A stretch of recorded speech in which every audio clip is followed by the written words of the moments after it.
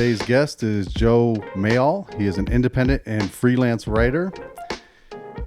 You can look him up at joewrote.com. How you doing, Joe? I'm good. I'm happy to be here. Thanks for having me. Yeah, man. We've been trying to put this together for a few weeks. I know I was hunting and I was out of town, and I'm back. Awesome. Did you catch anything? No. Oh, sorry. No, didn't see anything. Called out on the podcast. Yeah, I didn't see anything. None of the hunters even seen anything. Damn. Everybody was hunting for elk. Yeah. That sucks. It was like 60 degrees. I know nothing about hunting, which, so is that too warm, too hot? Is it? Yeah, so where I was hunting at is probably at about 8,000, 9,000 feet in elevation. Yeah. And it's right by the Great Divide, right on the west side of the Rocky Mountain National Park. Yeah. And so all of the elk were up at like 12,000, 11,000 elevation, which is just outside of where my hunting area was at. That sucks. You were gone for like a week, right? Or something? Yeah. Yeah. That's a long time to not even see anything. Yeah, and I was by myself like the majority of the time. Whoa. Yeah, my hunting partner, God bless him, I love him if he's listening. He left after the second day. So I was up there for 5 more days. He just got discouraged and he just wanted to leave. Yeah. So I was like, I'm not leaving. I can kind of understand that. Yeah. I'm digging in. So I think I clocked over 40 miles of hiking, which isn't a lot for a week, but it was quite a bit. And I was by myself for most of that. We did one day, the day before he left, we did 9.1 miles. And that's when I think he tapped out after that. Yeah, that's, if I'm being honest, that would be more than enough to make me throw in the towel. Yeah. 40 miles isn't like crazy if you're talking about hiking on trails, but hunting, right? You're usually, you're on trails sometimes, but you're climbing up hills, you're climbing over rocks. It's more strenuous than you'd think when you'd say 40 miles of hiking. Oh yeah, I found where they were bedded down, which was not near trails. It was like in thick, I couldn't believe how many trees were like that old trees were down. There's like a tree every couple feet, and like it's like you're in a jungle, and it's like on a steep mountain, and it was brutal. Yeah, me and my partner did a backpacking trip in Alaska last summer up in Denali National Park. And I've done like some wilderness activities and stuff, but that was the first time where I was completely off trail, because Denali's thing is like they don't have any trails because they want it to be as preserved as possible. And so we would go hiking just like, through the uncut up the mountain or something. And came back down like, oh man, that must have been like 10, 12 miles, something like that. It was like 1. And it was just because I was like so tired from fighting my way through the brush. Oh yeah. Of course with the backpack on, but it really just like changed, where I was like, oh, when people hunt, they're like doing all of this with like a rifle or a bow. And yeah, it's so yeah, it might not sound like a lot, but I know how taxing it can be. And then if you get something, you gotta carry it out. I was motivated, man. I was ready for anything. My rifle is super light, so I have a really good rifle with a really good scope, and it's all really light, top of the line. My buddy has an old rifle from like his dad's dad, his grandfather. And we were hiking, and we had to step over this creek and stuff. And he handed he handed me his rifle, and there was a point where I handed him my rifle, and he was like, "What?" His rifle, it felt like it weighed like 25 pounds, man. Jeez. Yeah, it was all wood and heavy, like old, just a lot of carbon steel on it. When mine has like, it's like composite stock and all that, and it has like carbon fiber coated barrel, and so it's super light. Yeah. But and that 25 pounds adds up over time, right? I don't know if it was 25 pounds. I don't think it was 25 pounds, but it felt like it. I was like, ugh. Yeah. And you're carrying that for days on top of everything else, so that's a lot. Yeah, I wasn't carrying that one. I was carrying the light one. Thank God. But yeah, man, enough about me. We're here to talk to you. So I really appreciate you coming, man. I know you and I first started talking after October 7th. Obviously, when Hamas went into the Israel occupied areas, and in Israeli occupied areas, and that incident happened, and all of that. You and I started talking. You kind of told me about some of the stuff you did. I didn't.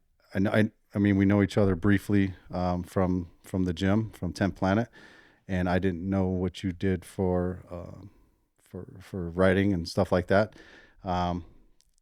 You kind of shot me over your link. I looked into it, and you have some very, very interesting writings, not just about the Israeli Palestinian conflict, but about a lot of political issues across the world and stuff like. Can you explain kind of what you do with those writings? Yeah, definitely. So I started writing politically 3 or 4 years ago, and I've done a lot of like freelance writing. So I pitch magazines, newspapers, anybody who publishes on the web a story, and I really enjoy that. But that side of writing, it always has to be current. So you always have to be talking about like what is going on in the news now, because they want clicks, and that's how they get clicks.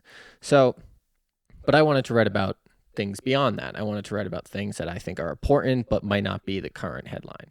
So I started my own publication on Substack, as many people are doing nowadays. And what I talk about is just kind of how I see life. I'm a leftist. I'm a member of the Democratic Socialists of America. And I like to talk about a lot of the things that, in my opinion, go undiscussed in our current media. So, for example, some of the recent things I've talked about are like the movie Alien, which is my all-time favorite movie. I've talked about housing policy and how housing policy in Colorado compares to that in our neighbor Utah, and why we have such different homelessness rates and things along those lines.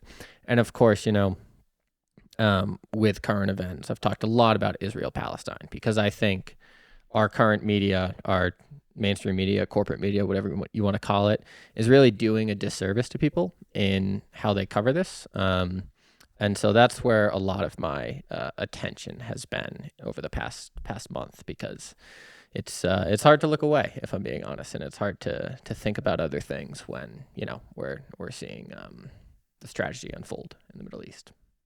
Yeah, it seems in the mainstream media, it seems pretty one-sided, right? They're just talking about Israel's perspective and kind of what Israel's going through, and how this is affecting Israel. Not just, and the Palestinians are,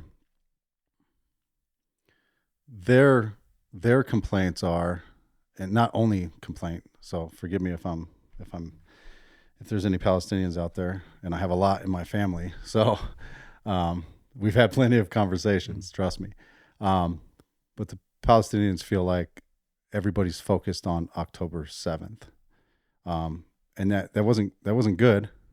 I agree. I hate to see conflict at all. But the Palestinians feel like everybody is focusing on October 7th and not focusing on what they go through every single day. Yeah, I totally agree. I think one of the things where when I talk to Palestinian friends, or even hear just Palestinian commentators, one thing that I know is incredibly frustrating for them is the immense focus on the loss of innocent Israeli lives on October 7th. And, most people, I think, are with us in like saying that's horrible. But the Palestinians say, we lose innocent lives, and innocent kids are killed every day on October 6th, on October 8th, October 9th, any other date.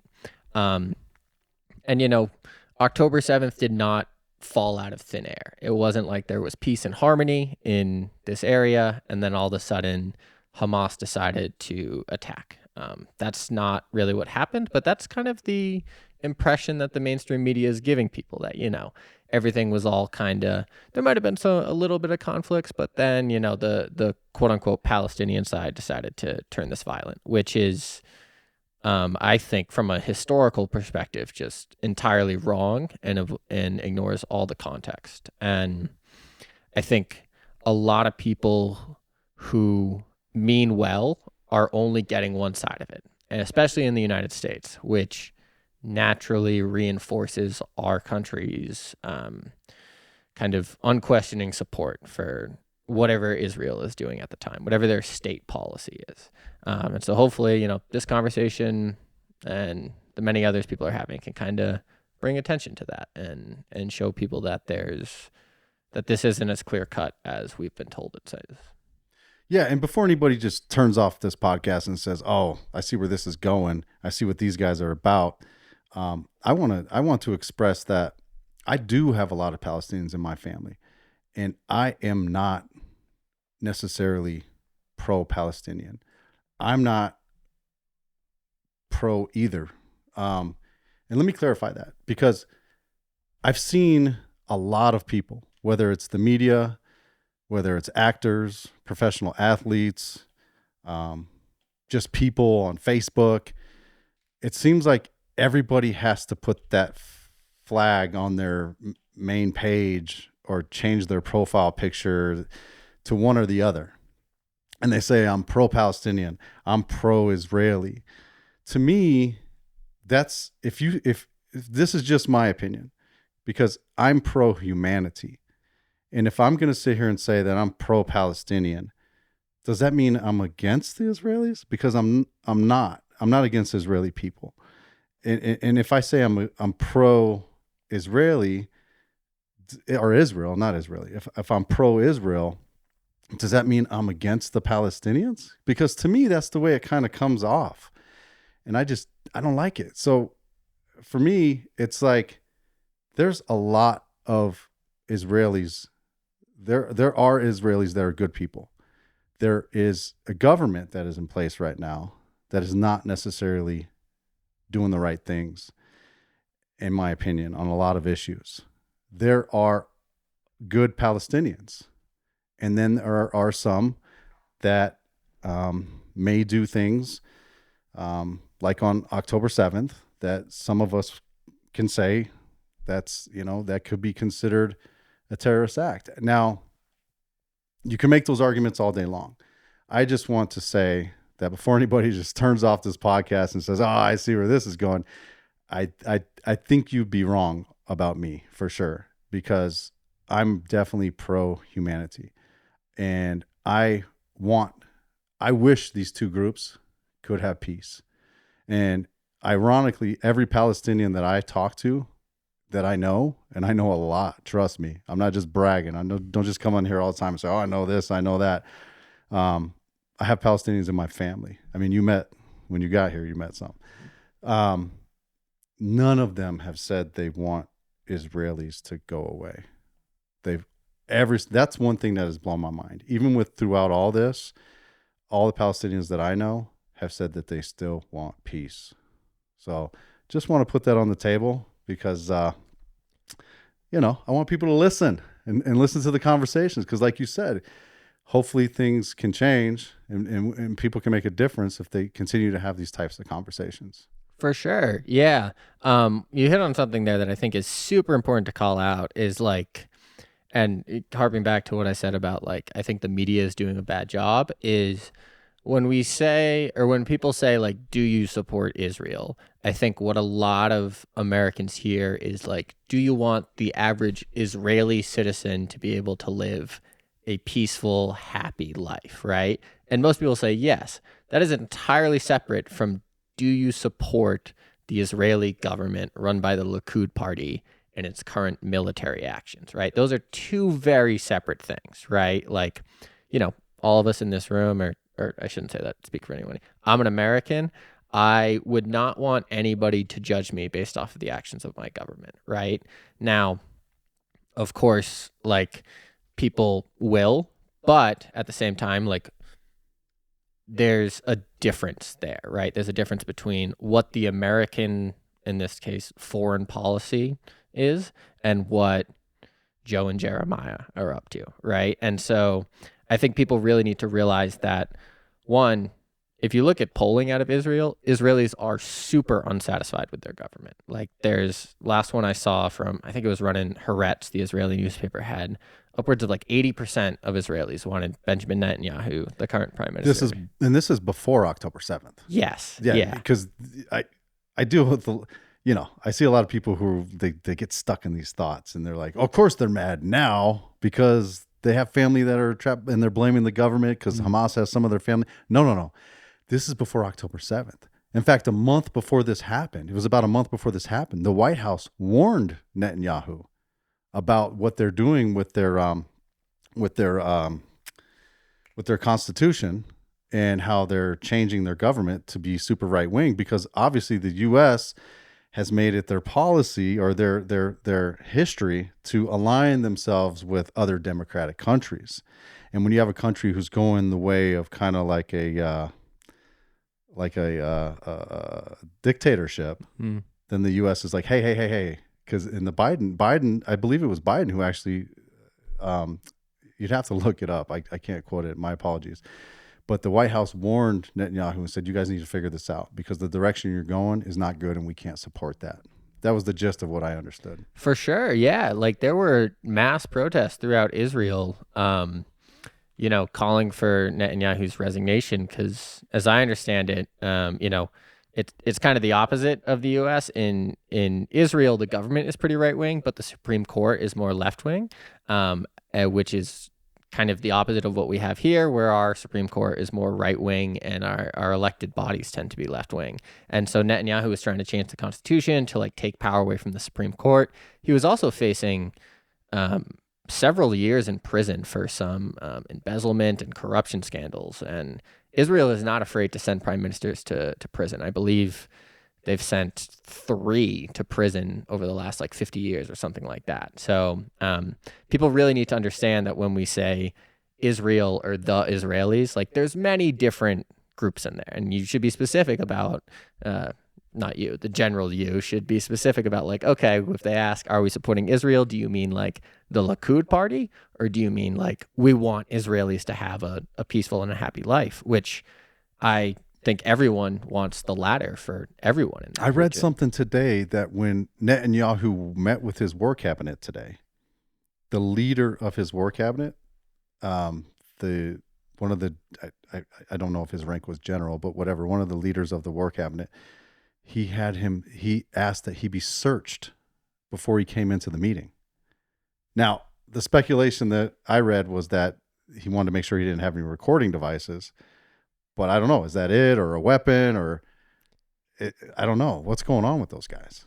Yeah, it's, as I'm sure we'll talk about, we'll get into Zionism and its many different forms. It is a religiously motivated government. And I think with that comes a lot of contradictions and things that people don't like, especially because Israel has sold itself to Americans, but also internally as quote unquote, the only democracy in the Middle East.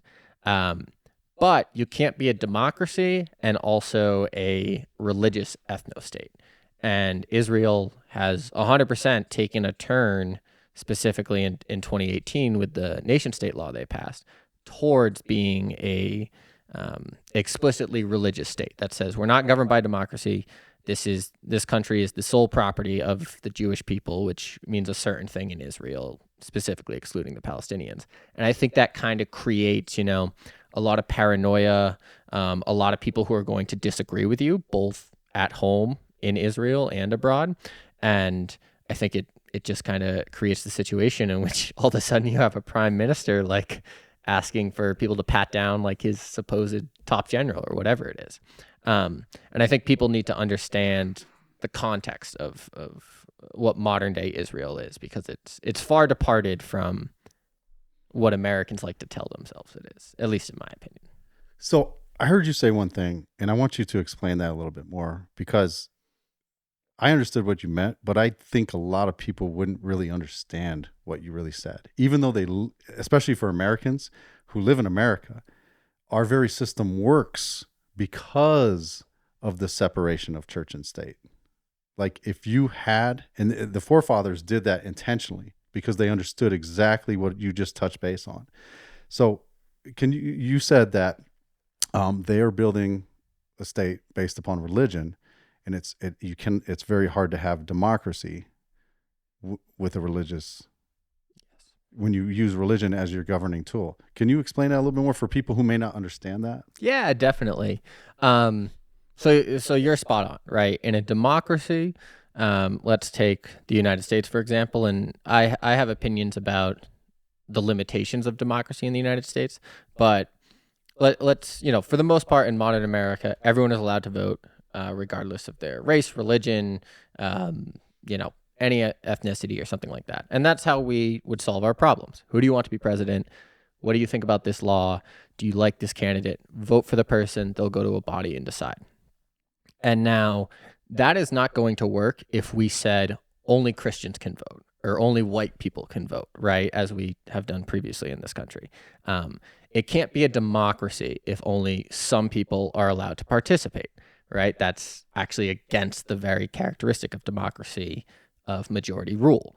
And so when I say Israel is not a democracy, what I mean is that the land of Israel, which is currently recognized, right, became a state in 1948, and there were Palestinians living there.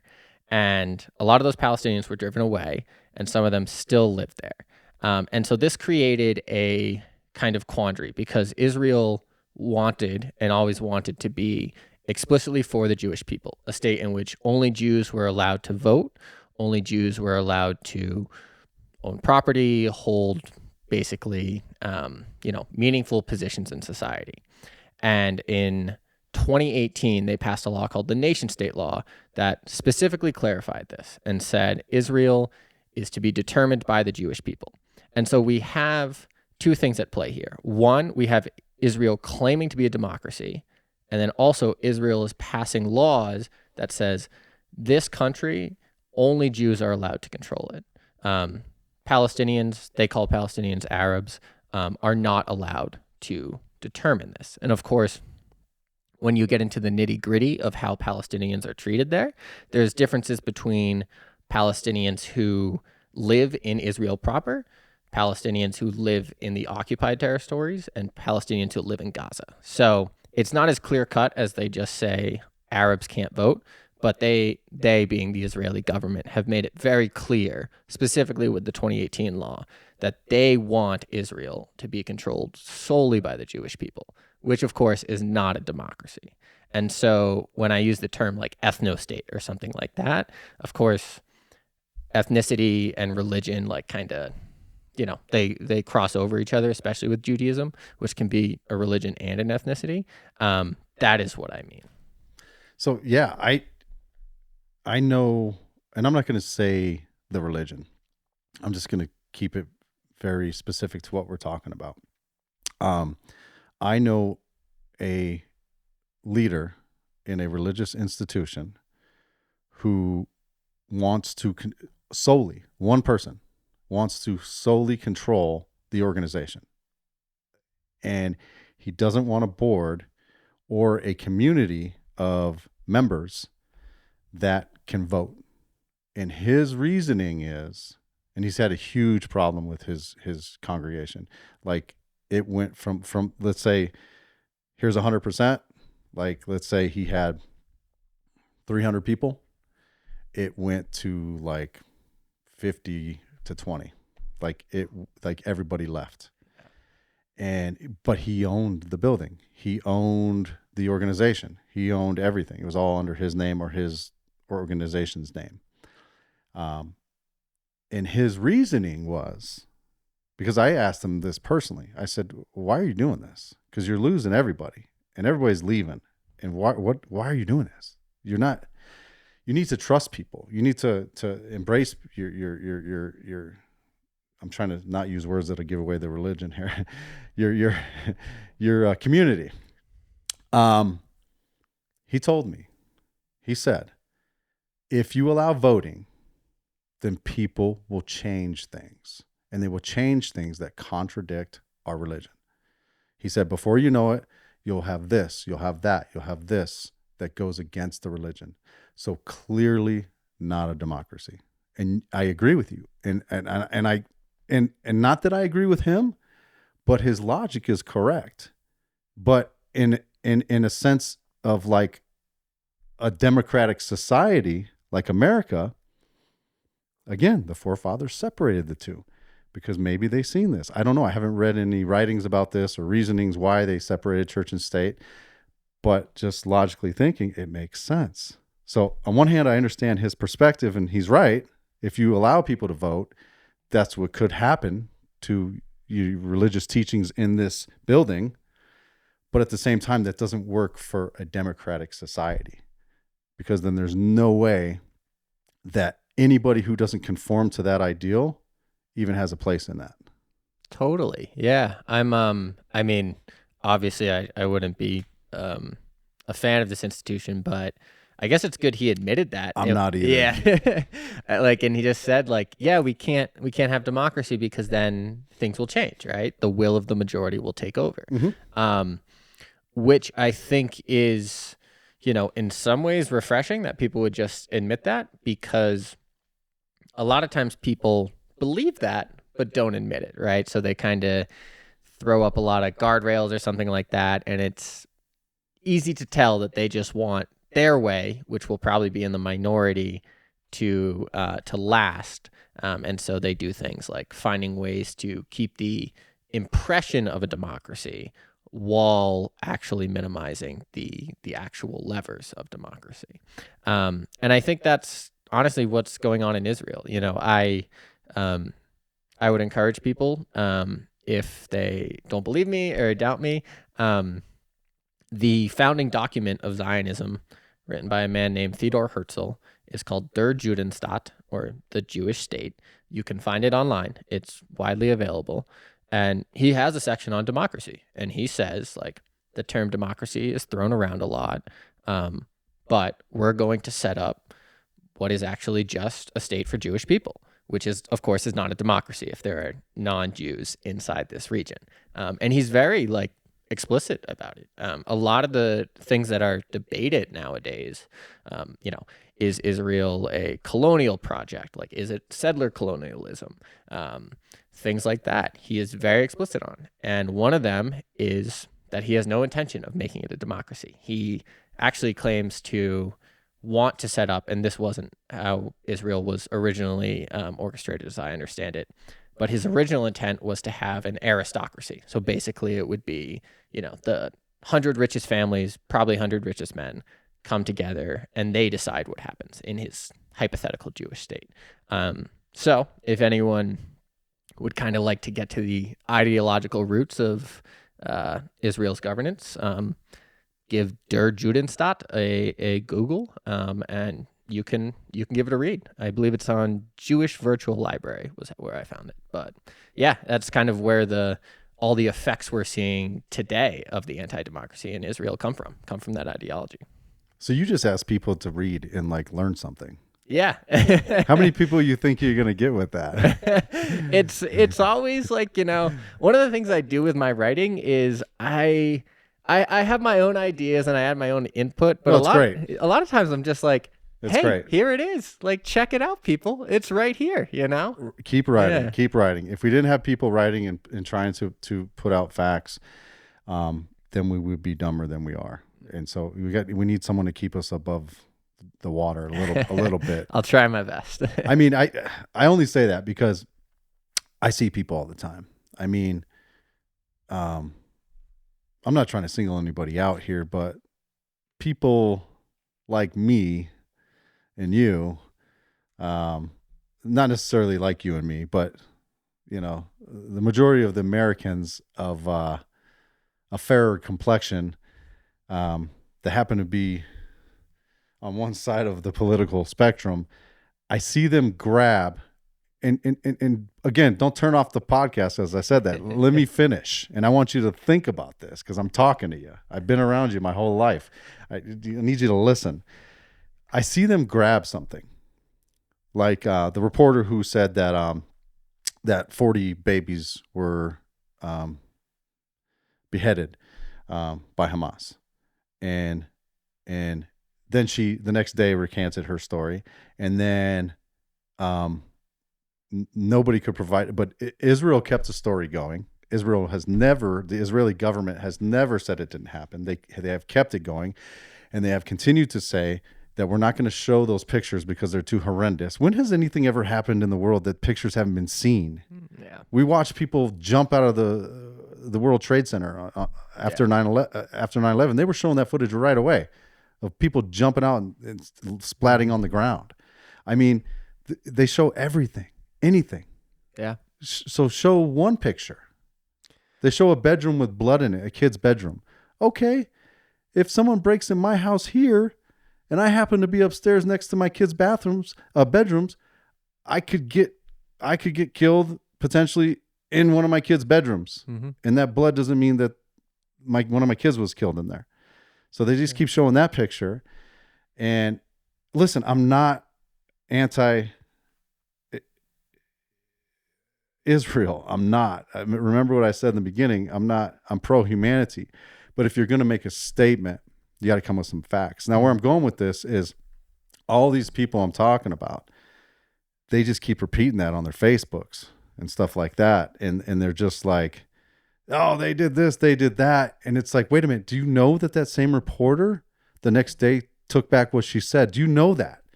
And they're like, oh, that's lies. Well, okay. So, but you're following and posting the same thing the same person said the day before they said they were wrong. So why don't you follow the same person the next day when they said they were wrong? And they just don't want to listen. They just lock on. Once they hear something that they want to hear that proves their side, because they took a side, back to the I'm pro-Israel, I'm pro-Palestinian, because when you take a side, that's what happens. Now you're just blocking off the other side, and the other side doesn't mean shit to you, no matter what they say.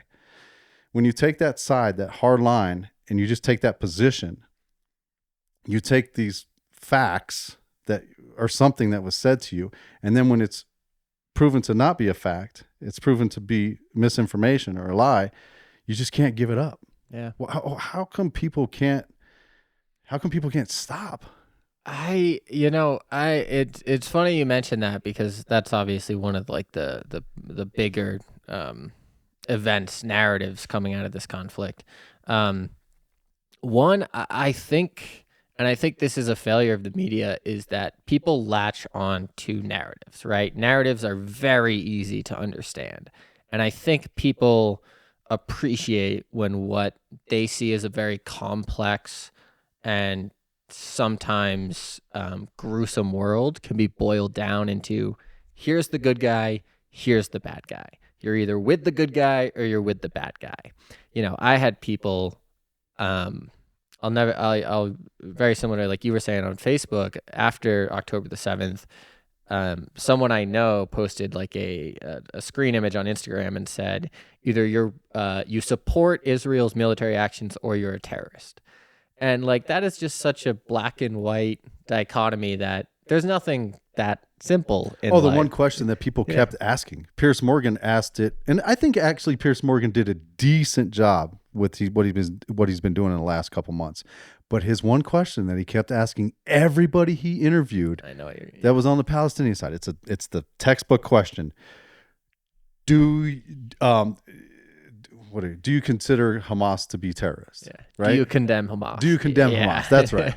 Over and over and over again. Yeah. And most of his guests were like, time out, Pierce. Yeah. Can we look at everything in context, everything in history here before we say yes? Yeah.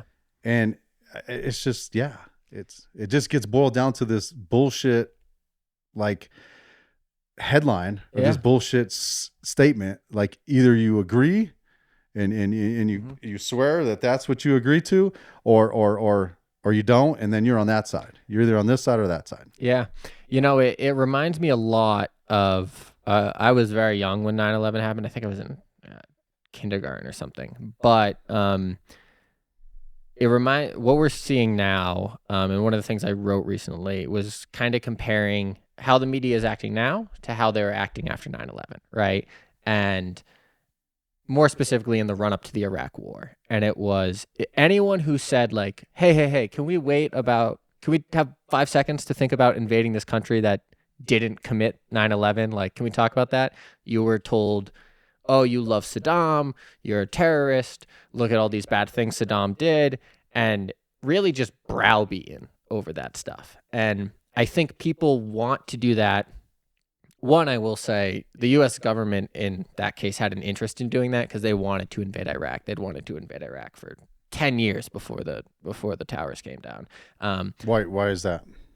So the history with Iraq goes back a long time, back to even Bill Clinton. Like Bill Clinton imposed economic sanctions on Iraq that, Secretary of State Madeleine Albright famously said was killing.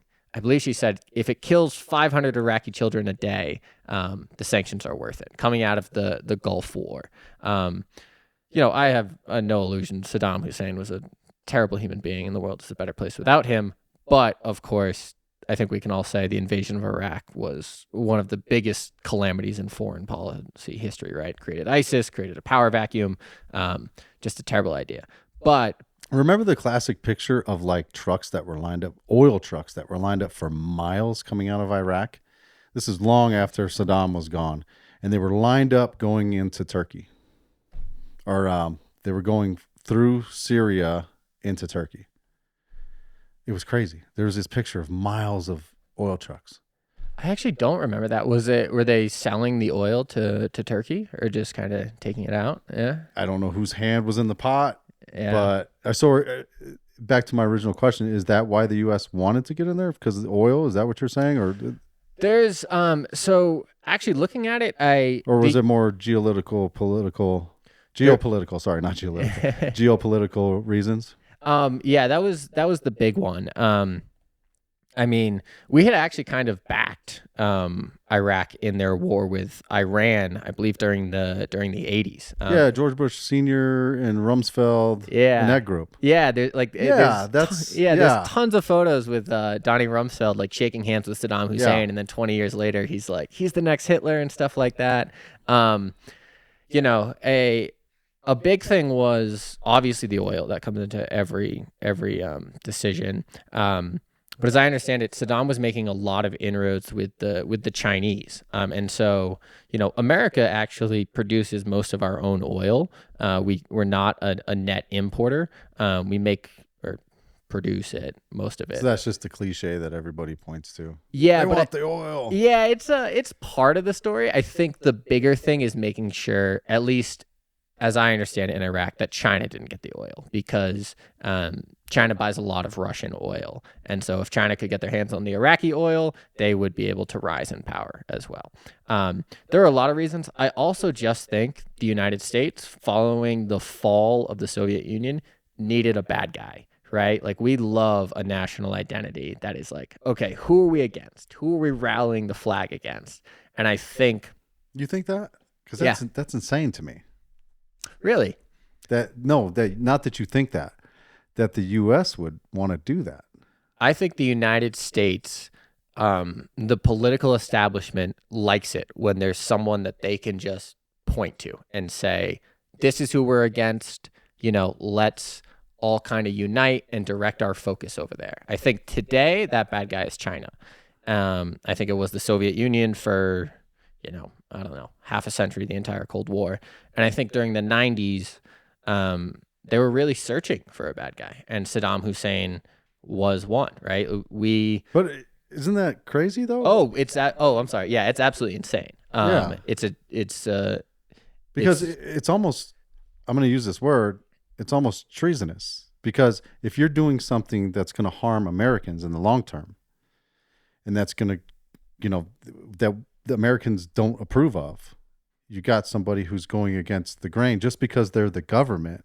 They're still an American citizen, and they're still doing things to hurt Americans.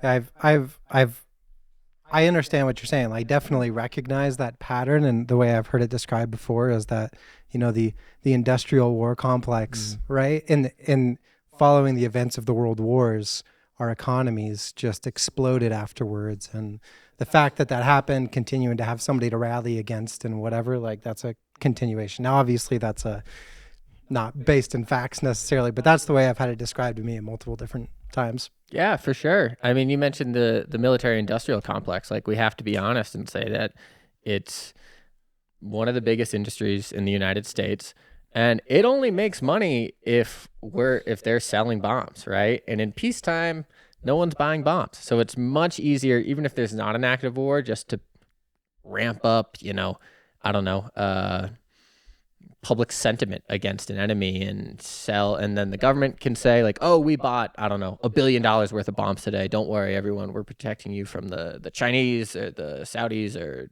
whoever it is today.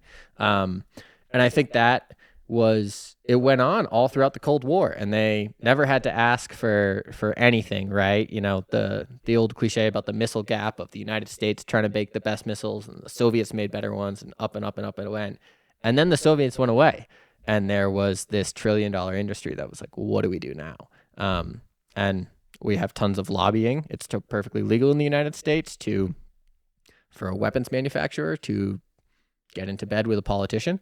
And I think that's why, despite the fact that our big bad enemy, quote unquote, the Soviet Union is gone, our defense budget keeps increasing. It never really felt. So scary, man. Yeah, it's terrifying. Yeah. Yeah, look at Russia, man. They can't even overtake Ukraine. I'm like you could just take probably a small portion of our military and take over Ukraine. Yeah. And Russia's struggling.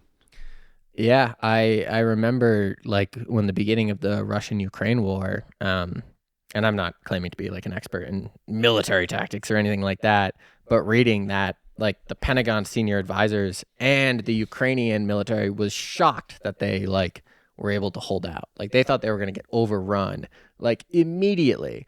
And then shit hit the fan and they were like, oh, like the Russians kind of don't know what they're doing, they're using their technology wasn't as good. One of their, I'm forgetting the name of the mercenary group, Wagner, their kind of private military company, which is filled with Russian Russian convicts who become mercenaries and fight for Russia. Like they did a mutiny and almost claimed like nuclear weapons that are that guy's sitting. Dead now, right? Oh yeah, Putin blew him up big time. Crazy. Yeah. Like yeah, like every day after the mutiny, I was like just watching the news, like okay. Where's this guy at now? Where's he at? Yeah. Or he was like in Belarus for a minute. Yeah. Then the guy from Belarus was like, I don't want none of this. Nope. Get out of here. Yeah. Prigozhin, I think his name was. And Prigozhin. He went back to Russia where I was like, oh, this dude's dead. You're either an idiot or you got nerves of steel. Like, or they got some deal. Are they all playing us for fools? Yeah. I thought it was all a joke when he went back to Russia. I'm like, what is going on? Are we are we stupid? And then he came up dead. I said, okay, no. Yeah, that makes sense. Yeah, that makes sense. Yeah, I would, that was insane. That was, I mean, I know we're in an insane time, but like just taking in the news, I remember just like reading on my phone being like, wait, like the Russian army is fighting itself now or something like that. So that was crazy. And I feel like it just sort of like went away and no one like talks about it anymore.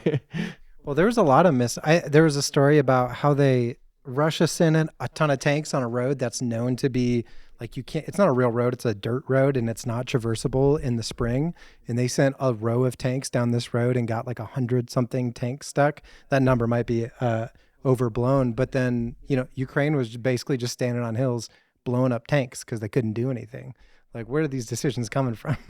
Yeah, one thing I do know, and this actually was a problem for the Germans during World War II, and I've heard it's a problem for the Russians as well, is that in dictatorships like Putin, Hitler, they're so paranoid about being overthrown that they keep the military weak. So they don't want any general to have too much power, which, of course, I mean, Putin kind of got bit in the ass by this, but they just don't really structure their military the same way America does, where it's very hierarchical, because they don't want the number 2 guy to be able to say like, all right, I'm in charge now and stuff like that. Like what happened in Egypt. Oh, what happened in Egypt? Yeah, when the general took over Morsi, what's his name? Sisi. Yes. When Sisi took Morsi out. Exactly. Yeah. Democratically elected, you can call it what you want, Muslim Brotherhood, whatever. Yeah. Democratically elected leader of the country, and the general just bloop. For sure. Yeah. Right in there. Like that. Completely forgot about that. Yeah. Have they is Morsi still in prison, or have they executed him or anything? Because, man, I was like, man, that writing was on the wall. Yeah. But that happens like overnight almost. Oh yeah. Big time. I mean, speaking of Egypt, I believe there are number 3, ours being the United States. Israel receives the most weapons funding from us. Saudi Arabia the second. And I believe Egypt is the third. Even after the coup, But yeah, that's a whole nother thing that just adds so much, tension to the Israel-Palestine conflict, because as I understand it, the Egyptian people are very sympathetic to the Palestinians.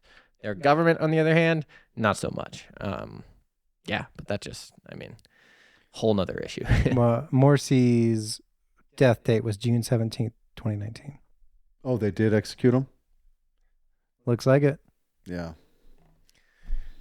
Yeah. Ouch. Doesn't pay to run for president in some places. I know. I'd argue anyway. I would never want to be president, but that's a whole nother discussion. Worst job in the world. Yeah. Yeah. So, man, it's so complicated in Palestine, Israel, in the Palestine-Israel region. It's like, it's so complicated. So, in my opinion, and tell me what you think about this, it's not even possible to have a two-state solution. If you look at the map, and anybody listening, just Google, all you have to do, or you can search on any search engine you want. Some people don't trust Google. Oh my God, we're going nuts. We're all paranoid. We're all paranoid dictators, it seems like. Just Google, just search the Palestinian map from 1948 to 2023.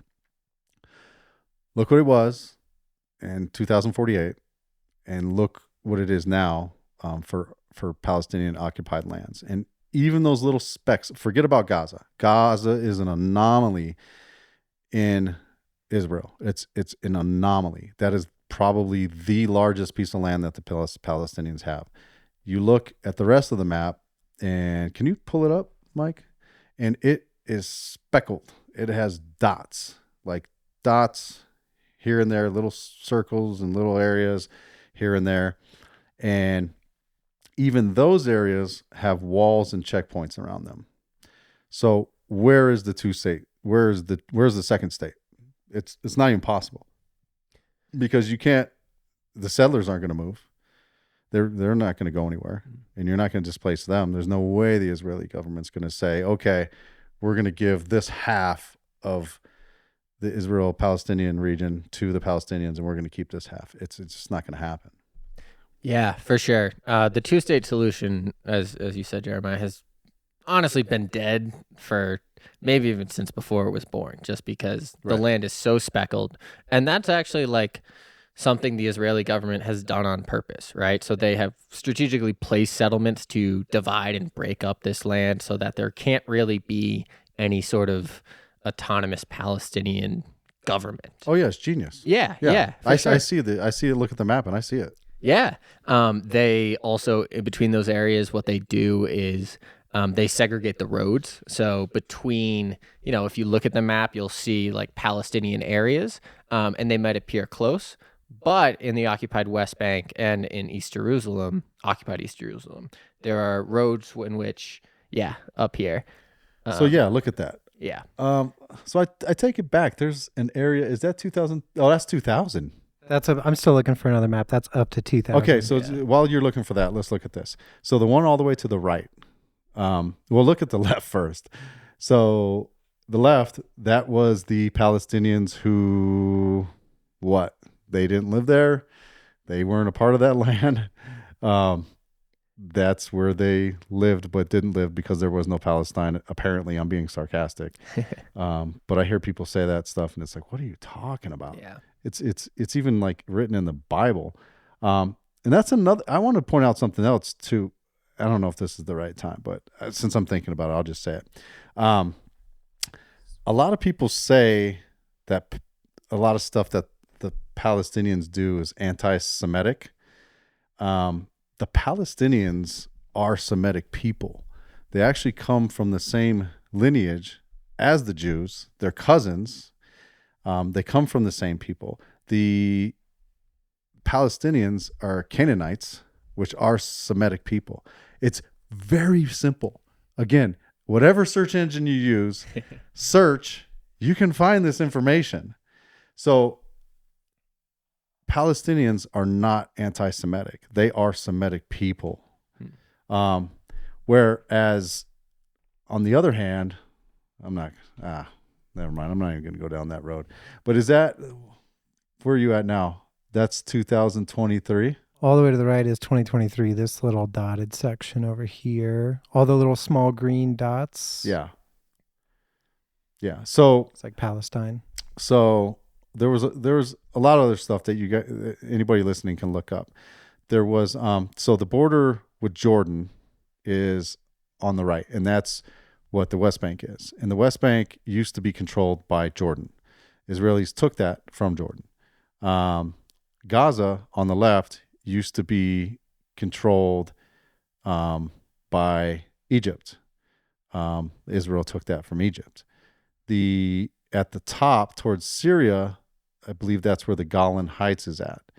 That was part of Syrian territory. Israel took that, and they took all of these. I believe that was all done in 1967, and I could be wrong about that. Yeah, so following this one in the middle, 6-Day War, 1967, that is Israel's quote-unquote internationally recognized boundary. So if you look at 1948, that's the foundation of Israel. The Israelis and the surrounding Arab nations fight a war immediately. They draw a ceasefire in 1948, which has the boundaries that we see on the 1967 one. 1967, we have the 6-Day War. Ever since then, Israel has been expanding its territory. So you'll hear people say like the Green Line or like Israel's boundaries. What they're talking about is the 1967 boundaries, in which anything outside of that is called the occupied territories, right? So all like the UN resolutions telling Israel it has to pull back to its borders and stuff is going back to what we had seen in 1967. But as you said, Jeremiah, they've built all these settlements now and have Gaza under siege, so they're never going to return, right? Like a big part of Israeli politics is protecting these settlers. And when we say settlers, we literally mean like people. A lot of them are Israelis, but a lot of them are also Americans who go into these historic Palestinian homes and take their homes. And I mean take their homes as in drag the Palestinians out and move the Jewish settlers in. So there are many documented cases of people from New York, Boston, I'm sure Denver as well. Europe, yeah, just moving. Russia is a big one. Yeah, they. So that's what I was going to say when I held. That's what I was going to say when I held my breath. So now you're saying that people who live there, who don't come from New York, who do not come from Europe, who do not come from anywhere else, you're saying that they are not the original people of that land, but somebody can move from Russia or from New York or anywhere else and say, this is my land. Mm-hmm. And they have more right to it than the person who has been there for thousands of years, but you're saying they haven't been there for thousands of years. Another thing that they did was they brought in a bunch of people from Ethiopia, Eritrea, Colombia. They brought in so many people from Colombia, and Israel doesn't separate their citizens. I'm being sarcastic again. They do. Unfortunately, they do. Ethiopians, Eritreans, you can look it up. They're discriminated against a lot. Just like in America, we have the skinheads and we have white supremacists of other groups. They have the same thing. There are some far right groups like that in Israel who treat the Eritreans and the Ethiopians like our white supremacists treat black people in America. Mm-hmm. And there's actually settlements in Israel that are nothing but Colombian. Colombian. That's it. It blew my mind. I was sitting there, I was watching this documentary, and these Colombians are like, yeah, they told us to come. They're going to give us a place to live, and we have our own thing. They said all we have to do is just kind of hold down the block, so to speak, right? And not let, we're taken from the Palestinians. Yeah. And this settlement was pretty much all Colombians. And I was like, are you kidding me? I was like, I had to rewind it. I was like, what are you talking about? I was like, nothing against Colombians, but I was like, what is it? How does that even fit into the picture of what's going on here? And I was just like, okay. And all the Colombians had pistols and guns, and and they're just holding down that space. Yeah. I don't know if that's permanent or when their need is no longer, if they're going to face the same discrimination that the Eritreans and the Ethiopians face. Imagine. Yeah. Yeah.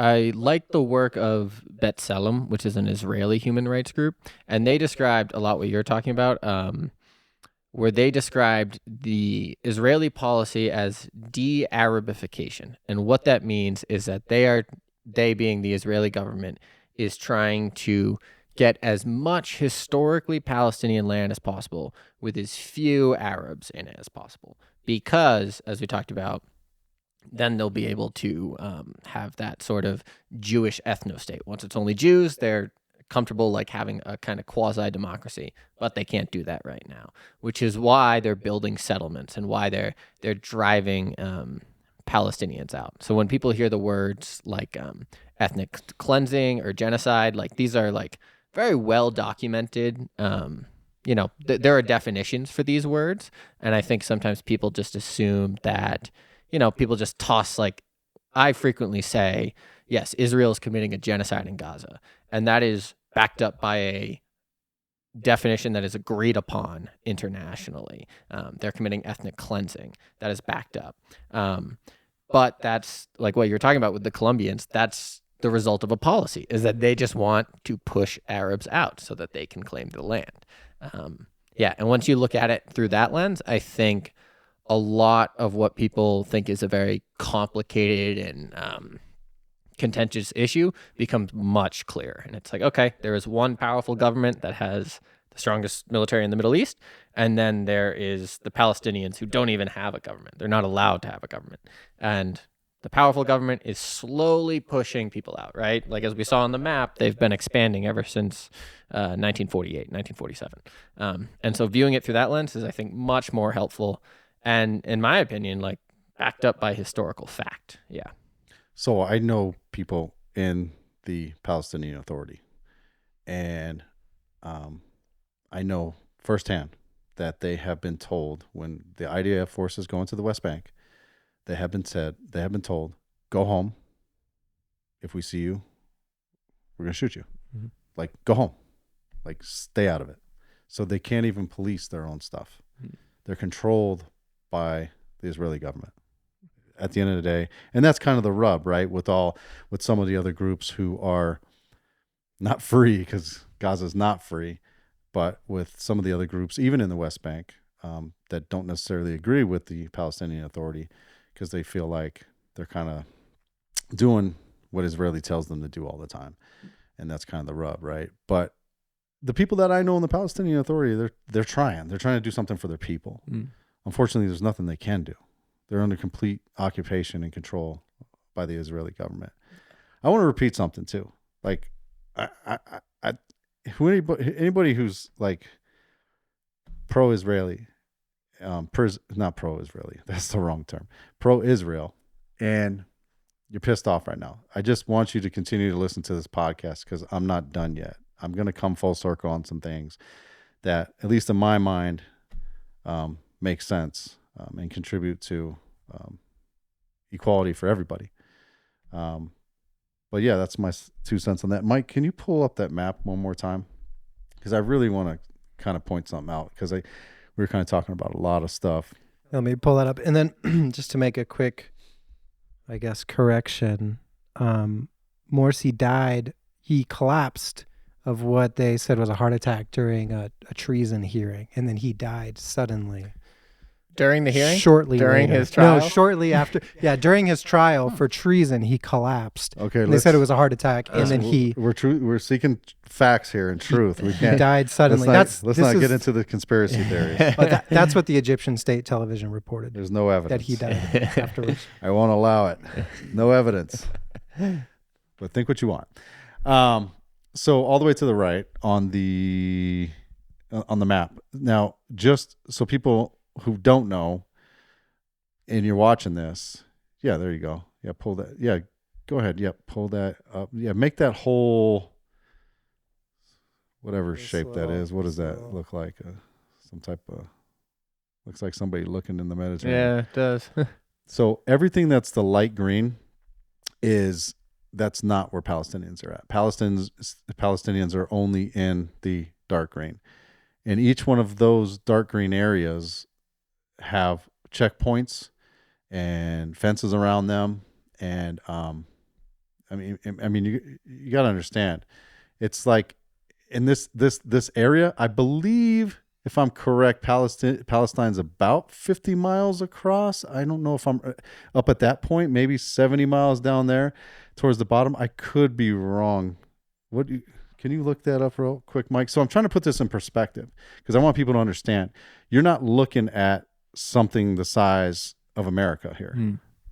You're looking, wasn't Palestine, it wasn't the size of Delaware, was it? Or Vermont? Let's see. This says the West Bank and Gaza Strip currently comprise the territory called Occupied Palestine. The West Bank is approximately 40 to 65 kilometers wide. Yeah. So so about 50. Yeah. Right. Well, no, it'd be less. Kilometers. Oh, is kilometers. More. Yeah. Okay. So I think Palestine is the size of Vermont. I think that's the state they equated it to. So for anybody watching, you have to understand, like, it's 40 miles across. Yeah, so 40 miles. Okay. So it's not very much. This is like, it's like from driving from here to Aurora. And on the way to Aurora, you're coming across neighborhoods that have like fences and walls around them and have armed checkpoints. Yeah. And that's what we have. Like, these are all neighborhoods. Yeah. Like, one might be Lakewood, one might be Montbello, one might be, none of those would probably be Aurora because they're too small. I don't even think Gaza would be Aurora. Aurora's too big. Yeah. So, that's like having Denver and some of those, because Denver's actually pretty small. Yeah. That's what that's like. Yeah. That's not a huge area. They also, and by they, I mean the Israeli government, have segregated the road. So like anybody looking at this will be like, oh, well, two of those chunks aren't too far apart. Like they can talk to each other. And this is another tactic to basically prevent the creation of a Palestinian state. And when I say a segregated road, I mean like a segregated road. Palestinian cars have one color license plate. Jewish settler cars have another. And what they do is, like, say you're in, I don't know, this big chunk up top and you want to go to like the other Palestinian neighborhood. The road that is direct can only be driven on by Jewish settlers. So Palestinians are forced to drive like 5 hours all the way to the south and then back up. And this is something else I learned from B'Tselem, the Israeli human rights group, where, the Israelis just build roads out into the middle of nowhere that the Palestinians have to take just to deter them from traveling between these already segregated and divided areas. And like you said, Jeremiah, I don't think people understand what the word occupation means. Like, think of like the worst sci-fi movie you've ever seen of like an alien overlord like policing humans. Like, soldiers everywhere. They can check you. They can detain you for any reason. Anybody who commits a crime, and of course there are no civil rights, there's no constitution in these areas. It's under military occupation. And one thing the UN has said to Israel is that they have to apply Israeli law to these people to give them some form of, lawyers and stuff like that, and they don't. And so when people commit crimes, and a crime can be as simple as, a kid throwing a rock at a tank or something like that, they are tried in Israeli military courts by Israeli soldiers. And those courts have an over 98% conviction rate. So anybody who steps out of line in these places is disappeared into an Israeli prison for decades with essentially no trial, right? Because a court-martial trial for a 9-year-old Palestinian kid with no lawyer is a sham. Yeah. Yeah, and that's why it would be so easy for somebody to just come in and take a home from For a sure. Palestinian family because they have no legal recourse. 100%. Yeah. And if they chose violence, then they're going to get convicted. Or 100%. Yeah. Yeah, no. So that's a great point. That conviction, and to expand on your statement about the roads, there's actually places, there's some places where there's alternate roads where they're only allowed to drive on, as you said, In some places, there's no roads. Palestinians have to walk miles to get from one point. I was watching a video, I think last week, about that. They have to walk miles to get from one point to another. That's carrying stuff. Yeah. That's having kids with you, carrying stuff. Yeah. I mean, if you go, if you're trying to go to a market somewhere and get stuff, you're carrying it miles to get back home. Yeah. Or go to work. Because some Palestinians, they work in the on the Israeli side, outside of their and a lot of these are refugee camps. They're not even their original homes. Yeah. They pushed a lot of people into open areas that were just fields, and then they have built structures over years. Yeah. So we've been talking mostly about the West Bank, but a lot of the news is on Gaza right now, and Gaza only exists because that's where the refugees were pushed, right? In 1948, when Israel was founded, the Zionist militias that occupied the area, they were incorporated into the IDF, the Israeli Defense Force, and they committed the Nakba, which is Arabic for catastrophe. Modern estimates say about 700,000 Palestinians were driven from their homes, which would be like this entire land that we now recognize as Israel. About 150,000 were killed. And the descendants of the survivors now live in Gaza. Gaza has been the world's largest refugee camp for close to 70 years now. It's the most densely populated place on the planet. And now those descendants who have been protesting to return to their original ancestral homes throughout Israel are now under attack. And once again, I'm kind of reminded of this because you said they have to walk. When the Israelis started bombing Gaza City in the north, they drove everyone to the south and they forced them to walk, which is, just another one of those calculated decisions that Israel makes that really shows us what their true intentions are, which is to ethnically cleanse this area. Yeah. Well, and they told a lot of people to go to the south, and then they bombed where the people were at in the south as well, unfortunately. And people can argue that, some of the Hamas rockets land in Gaza, and I'm not going to say they don't. It's very possible. In fact, I think there is some facts that show that. So don't get caught up in that with those blinders on, because they say there's only 5,000 Hamas fighters. That's what they're saying. They say that anywhere from 5 to 30,000, but only 5 they say are fighting in this conflict.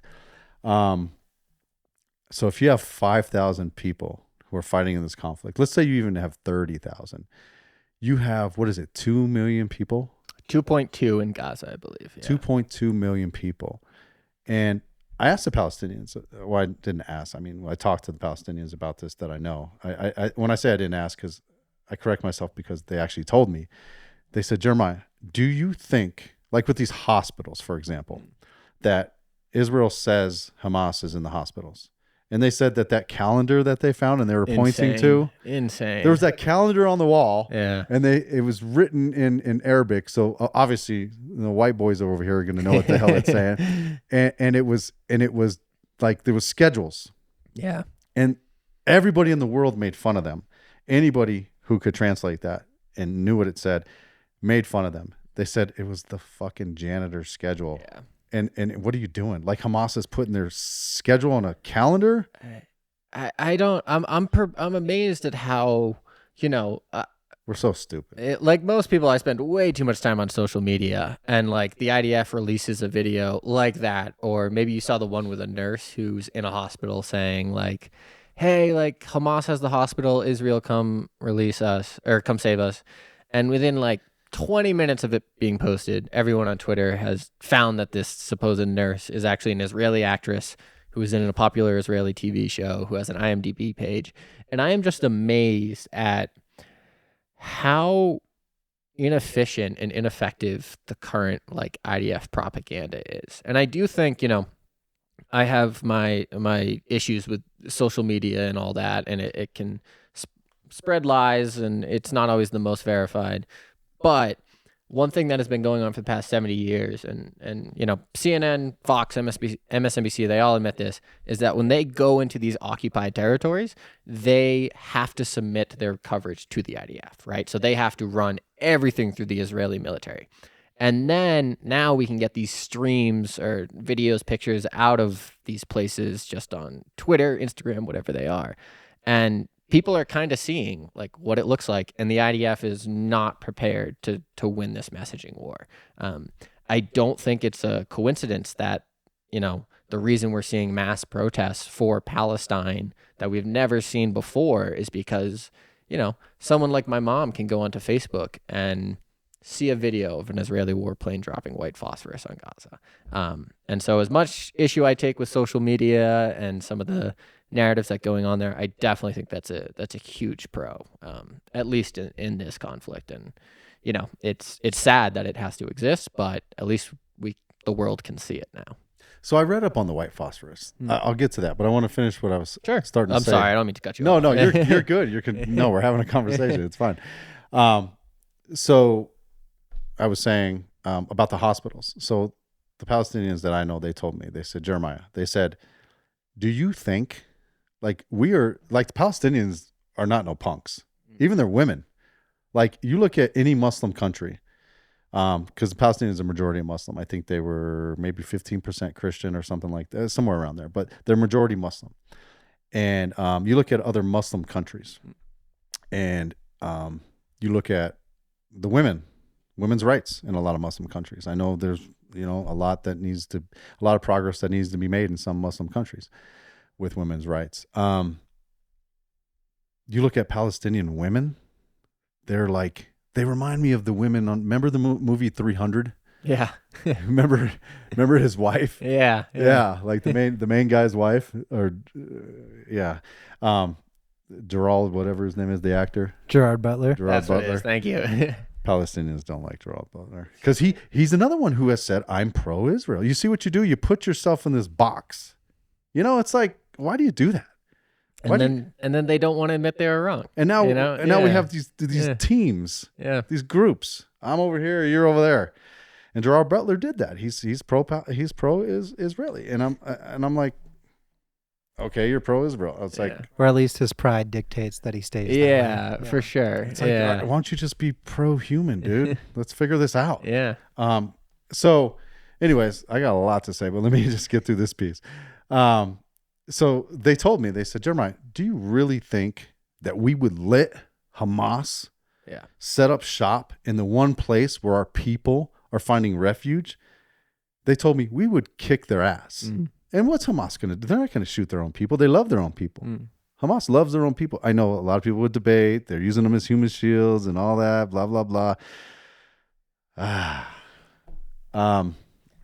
Yeah, so that's one thing that was pointed out to me by the Palestinians that I know. And there's no evidence that Hamas has been set up in these places. The schools they bombed, the UN schools. Yep. The UN schools. The UN schools are identified by blue paint. Mm-hmm. They paint them blue specifically for this purpose. Yeah. I'm guessing. I don't know. Why else would you blatantly identify a school with blue paint? So I don't know if it's a habit they do, or so they're known that that's our school and kind of stay out of conflicts, because they're, UN schools tend to be in a lot of conflict areas, whether that's in Arab countries, in Africa, or wherever they're at. For sure. You don't see UN schools in the U.S. Yeah. So we don't have conflicts. So. Yeah. The other thing I'll say about that is when it comes to hospitals, ambulances, Israel has bombed ambulances, schools. They like to claim the human shield thing, right? We had to bomb this hospital or this ambulance because Hamas was using it. There's actually no cutout in international law that says you can attack medical institutions if someone's using it as, like, if there's a fighter in it. So even if it's true that there's, 10 Hamas fighters in the basement of this hospital or something, it's still a war crime to blow up the hospital. Like, there's no exception for that, right? Like, it's the allegory I kind of think is like. So is that international law? Yeah. So anything marked with like, the medical, right? the Red Cross or any of its variations is a protected target, right? So you can't attack it during wartime. So they have to find out another way to get those bad people out of there if they're going after what they call bad people. If they're in there, yeah. Or like if Hitler was held up in a hospital, we can't bomb the hospital. Well, in World War II, we could have. We changed the laws. That's another thing that blows my mind. So I've heard the president of Israel. I haven't heard Netanyahu saying this because Netanyahu's the prime minister. Prime minister, yes. Then they have the president. I forget his name. Do you know his name? Isaac Herzog, I believe. Is that him? Yeah. So he was saying, and on a lot of other leaders that I've seen on the Israeli side, they keep talking about what the rest of the world did in World War II. Mm-hmm. They keep saying that now. They're saying that for the last 2 months. They've been saying, well, you did this and you did that. Don't tell us what to do and not do. And I'm just, it blows my mind because I'm like, wait a minute. Laws were created specifically because of what the whole world did in World War II. And the whole world came together and said, we cannot do that shit again. Yeah. Like we lost hundreds of millions of people all over the planet. We dropped 2 nuclear bombs in Japan.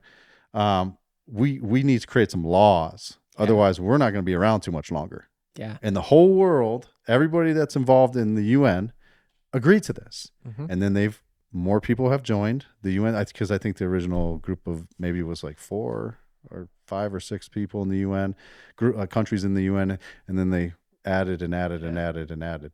And everybody who joins the UN agrees to these laws. I'm sure of it. I haven't seen the contract, but I'm sure they signed to agree to these laws. So it blows my mind how the Israeli government and people like the president of Israel keep citing these things that the rest of the countries have done, and they keep pointing to World War II. But I'm like, wait a minute. All of humanity agreed not to do those things again. Yeah. At least the people in the UN. At least the countries in the UN. Yeah, I believe it's in the founding charter. One the Israelis point to, along with the bombing of Hiroshima and Nagasaki, is the firebombing of Dresden, in which the Americans and British dropped a bunch of firebombs on the German city of Dresden and killed a ton of civilians. Right. And so the Israelis have been saying, like, well, you guys firebombed Dresden, and you're totally right, Jeremiah.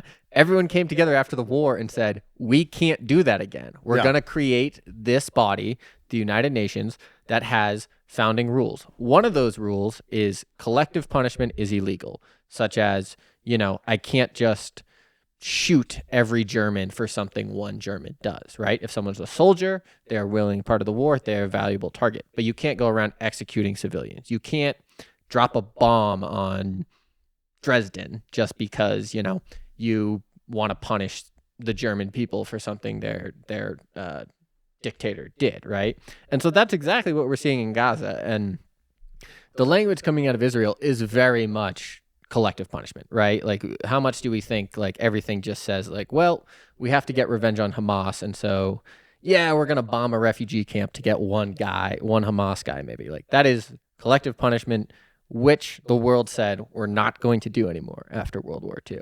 And it's just kind of shocking how, these rules that you really want to believe in are thrown out the window. And the United States could stop this. The United States Joe Biden could withhold arms transfers. He could wrap Netanyahu's knuckles. There's a famous story of how Reagan, I can't remember the prime minister at the time, but Israel was, I believe, bombing either Jordan or Lebanon, who's in their north. And Reagan called up the prime minister and said, stop.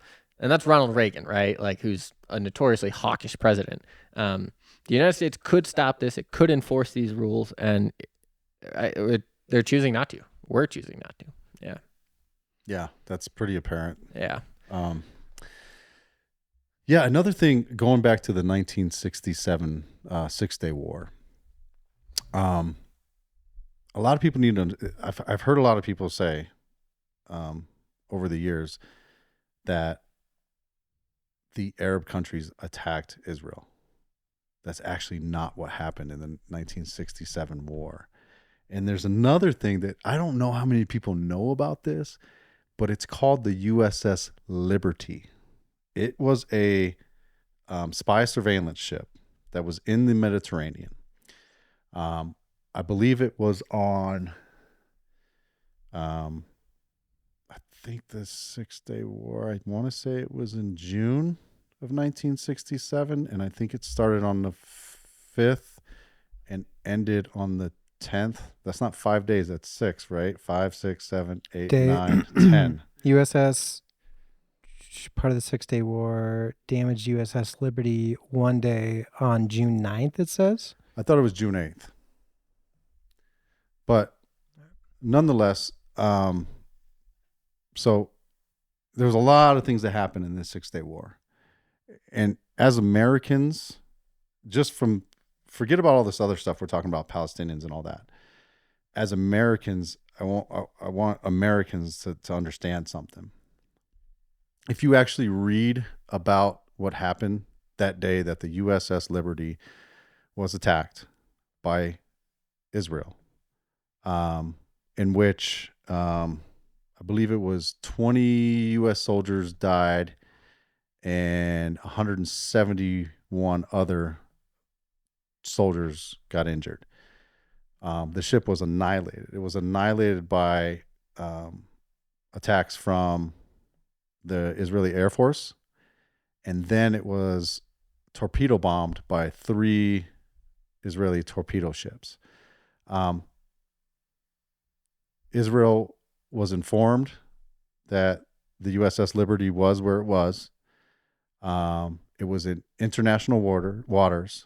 It was outside of the I don't know what you would call it for boats. I know a no-fly zone, but a no-boat zone, a no-float zone that Israel had laid out and dictated because of the conflict that they were having with Egypt, and I think Lebanon was involved in that. I think. Yeah. And then I think someone else, maybe that was Syria, was involved in that. They were outside of that. The Israeli Air Force had flown over their ship several times. They had waved to the Israeli pilots, and they had waved back to them. They had a large American flag flying. They had clear markings on the ship, and they were lit up. And all of those American soldiers were murdered or injured. There's a good documentary about it. I suggest you look it up. I think I have it saved in my YouTube. And you were right. It was June 8th. Yeah, June 8th. Good job. Good memory. Yeah. Yeah, man. I'm not just talking shit. Was it I read this shit. That's shit I remember is when I do good. Did the Israelis not know it was American? Did they not care? Okay, so watch this documentary. I saved it somewhere, but I have my playlist here, and I have so much stuff in my playlist because I just save stuff because I want to watch it. From what I'm reading here, they notified the U.S. notified them early in the morning on like 3:10 in the morning. Where they were on June 8th. They said, "We're here. Don't." Yeah, and they were outside of the dictated area, anyways. Yeah, I said that. I don't know if you remember that, but watch the documentary. And in this documentary, they interview the soldiers that were there, and they're not happy because they're really adamant that the Israelis knew who they were, and they actually pulled. So I think it was the UN or the US or somebody. The US actually did nothing to pursue it. Lyndon Johnson was the president at the time. And Lyndon Johnson, to this day, they label him, and again, these fucking labels, but put it in perspective. They labeled him the most pro-Israel president that's ever existed. Whatever. So they actually hid it from the press in the U.S. Oh, dang. They actually took the boat to shore. The admiral of the ship refused to take it to Israel because Israel came and said, bring it to us. In fact, he's well known for when Israel came with helicopters after they did that, he flipped them off. And he knew that they knew what they did. And I think they took the boat to Morocco or something like that, somewhere else in the Mediterranean, and they repaired it. They actually brought in a bunch of, I think it was Filipinos Filipino workers or something to weld. I thought it was Filipino. Sorry, they brought in workers from another country to patch all the holes, paint it, so they could sail it back to the U.S. like nothing happened. Oh my God! Yeah, when the admiral of the ship got awarded the Medal of Honor, I want to say. I could be wrong on that. It was repaired in Malta. Malta. So this says Valletta, Malta. And who, it doesn't say where they brought the workers from. Not that matters. Yeah. But that was just something I thought was interesting. They always give the Medal of Honor. The president issues this at the White House. Yeah. Historically, that's where it always gets awarded to. I don't know if awarded is the right word. I'm not a military guy. Forgive me.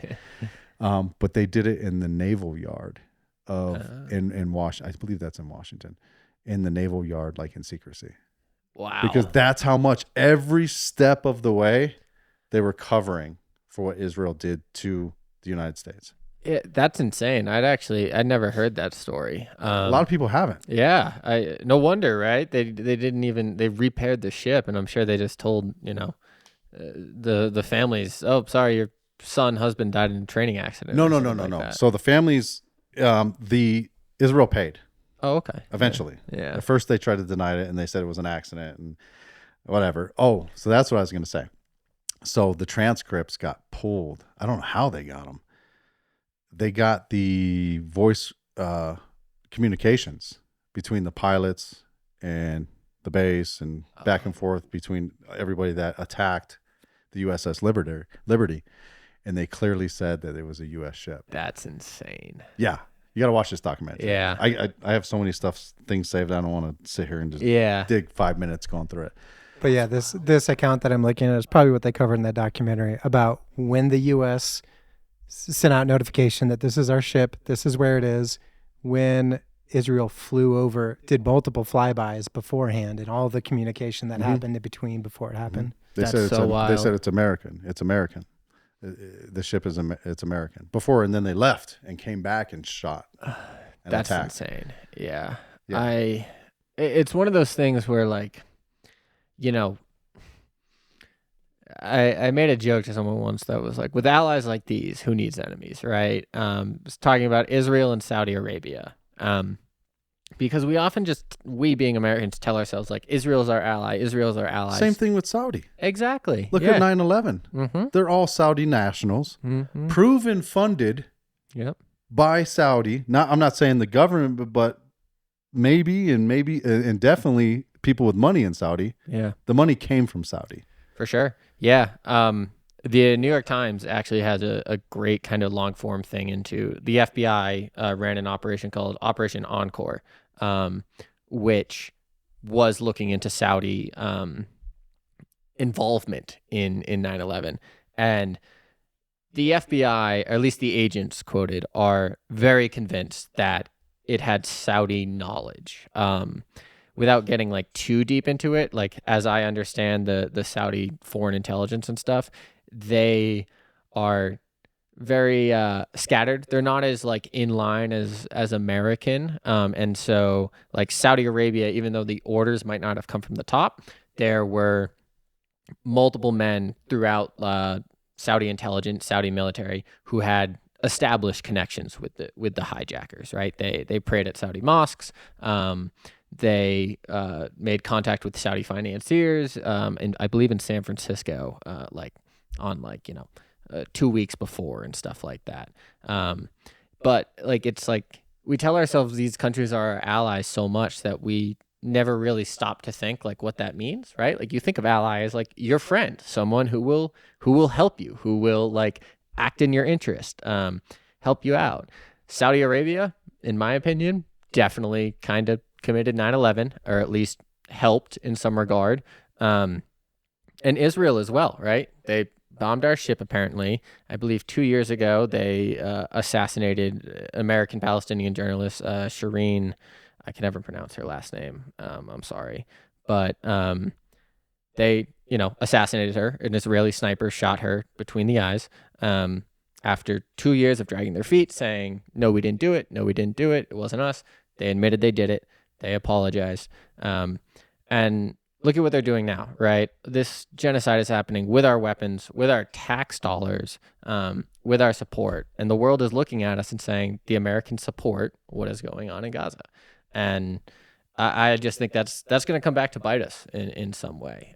Us being Americans, I think, are, the rest of the world is going to despise us. I mean, and it's hard to argue like against that when it is our president who is hugging Netanyahu, approving these weapons transfers. I believe the largest weapons transfer to Israel was just approved by Biden like a week ago. And these are supposed to be our allies, right? The countries that are like helping us out. And in my opinion, they're just harming us, sometimes physically, as in 9/11, or assassinating journalists. The Saudis also killed Jamal Khashoggi, another American journalist, or, on a geopolitical global stage. And so I think people need to just kind of stop reiterating Israel is our ally, Israel is our ally, and really like think about this relationship in a tangible sense. What are we getting in return? What are we giving? Is it worth it? And I think the answer is absolutely no. And then, of course, you throw in the just human rights violation of this map and everything like that. And I didn't even know that they'd blown up one of our warships. Oh, yeah. Yeah. Oh, yeah. So I've talked to some pro-Israeli Americans recently. And, of course, that's the position they have, and that's fine. And, of course, I come with my position. I'm not pro either. I'm pro both. I'm pro-human. I'm pro-everybody. I'm pro-everybody. I'm pro-humans. Like, man, we all wake up in the morning. I know for me, and I'm pretty sure you guys have similar schedules or routines. I wake up in the morning. I'm probably going to use the bathroom. I'm probably going to brush my teeth. We're looking for food as humans, as an organic being. We need food. We need water, or soda. Stop drinking so much soda, you guys. I'm just kidding. I'm anti-soda.